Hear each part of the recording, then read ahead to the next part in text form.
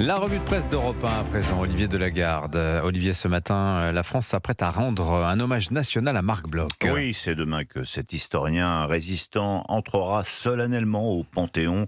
Garde républicaine, musique militaire et beau discours, la liturgie républicaine est bien rodée, mais Emmanuel Macron sera sans doute écouté avec plus d'intérêt que d'habitude, car la question est de savoir s'il osera faire, à cette occasion, son testament politique, osera faire le parallèle entre l'étrange défaite de Marc Bloch et la sienne.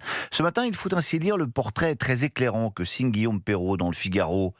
On a l'impression avec lui que Marc Bloch, qui écrit sur l'effondrement de 1940, nous parle en fait de la France d'aujourd'hui. Il suffit juste de penser à nos dirigeants quand l'historien pointait du doigt les militaires. Ce haut commandement vieilli, chargé d'honneur, gâté par une longue vie de bureau et d'habileté.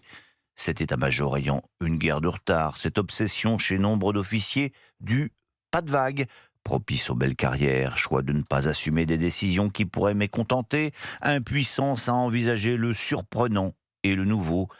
Mais pour être tout à fait honnête, le politique n'est pas le seul responsable. De tous côtés, Bloch voit également une société qui fuit, écrit aussi l'opinion. Déjà à l'époque, les syndicats n'avaient pas compris que l'heure n'était plus à l'amélioration des conditions de travail, mais à l'augmentation des cadences.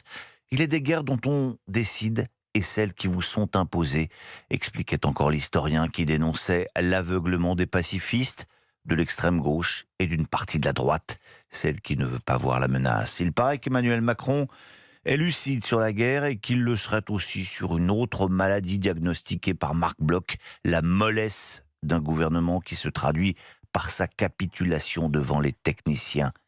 C'est bien d'en être conscient, c'eût été mieux de le combattre ou au moins de le reconnaître. Alors oui, c'eût été une belle occasion de battre sa coulpe, de s'excuser d'avoir ruiné le pays, d'avoir capitulé sur les retraites et rendu la France ingouvernable avec sa funeste dissolution, mais ne nous faisons pas d'illusions. Rien de tout cela n'aura lieu, point d'autocritique, mais de l'autosatisfaction.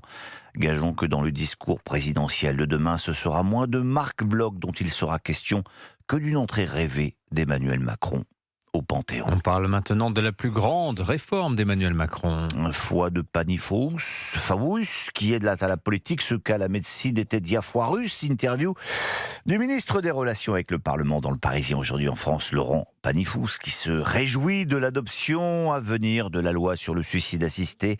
Le texte revient une dernière fois à l'Assemblée et nous déclare-t-il plein de candeur. Ce sera la principale réforme des 10 ans passés et même au-delà, déclare-t-il. Et le pire, c'est qu'il a peut-être raison. Banqueroute et faillite éthique sont les deux mamelles d'un même effondrement. Étrange défaite, là encore, et ô combien symbolique que cette promotion de l'euthanasie dans ce pays qui ne fait plus d'enfants. On parle aussi ce matin de l'affaire Liana. Oui, parce que c'est aujourd'hui que le rapport d'inspection des ministères de la Justice et de l'Intérieur va être dévoilé. En fait, il est déjà largement éventé, et à la une de l'opinion, Rémi Godot prévient, ce rapport n'est pas de ceux qui permettent d'enterrer un scandale. Au contraire, les révélations d'erreurs personnelles et de défaillances procédurales vont alimenter un écœurement général. Cette défaite-là n'est plus étrange, elle est juste scandaleuse.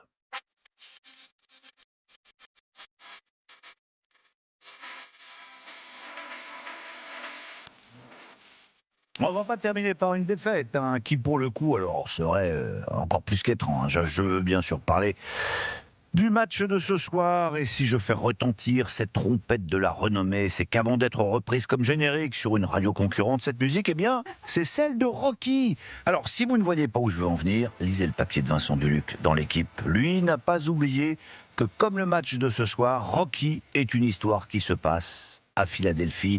Et c'est le genre d'aube qui donne envie de convoquer la fanfare, écrit-il, d'être prêt comme Stallone à grimper 4-4 les marches du Museum of Art de Philadelphie. Cela fait effectivement 50 ans que tous les touristes qui visitent la ville se font photographier dans la posture de Rocky Balboa en haut de ses escaliers. Bon, ce soir, pas de blague, comme dans le film, il faut que ce soit le favori qui gagne, les Bleus. Tant pis pour les Irakiens, mais les Français en ont besoin, signale le Parisien aujourd'hui en France. Le journal consacre sa une à cette France qui ne demande qu'à vibrer pour notre équipe de foot. En fait, et sans faire injure aux Irakiens, ce que doit surtout redouter la bande à Mbappé, c'est la météo. Une pluie diluvienne pourrait effectivement s'abattre sur le stade à l'heure du match. Et en cas d'éclair, la rencontre sera reportée. Bref, trombe à Philadelphie, canicule à Paris, ce n'est pas vraiment une défaite, mais une curieuse météorologie. Ce que je voulais vous dire, c'est que si moi j'ai changé, c'est que vous avez changé. Tout le monde peut arriver à changer. Voilà, Rocky, pour conclure cette revue de presse. Merci Olivier Delagarde. Je vous souhaite une excellente journée, l'heure des pros dans un instant sur Europe.